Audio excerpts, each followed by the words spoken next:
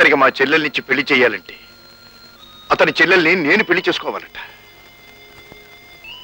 తప్పదు, మరి చేసుకోవాల్సింది. విజయ, ఈ సమస్యకు అంతకంటే వేరే పరిష్కారం లేదు. అంటే మన మాట ఏమిటి, నువ్వేమైపోతావు అంటారు, అంతేగా. Man proposes, God disposes. For sometimes, God proposes, man has to dispose. విజయ, నీకు అన్యాయం చేయలేను. మీ చెల్లాయికి అన్యాయం చేస్తారా? విజయ, చూడండి, ఆమెకు పెళ్ళంటూ జరిగితే అతనితోనే జరగాలి. అతనితోనే తప్ప మరెవరితోనూ జరగటానికి వీల్లేదు. మీరు ఆవిడ్ని చేసుకుంటేనే ఈ పెళ్లి జరుగుతుంది.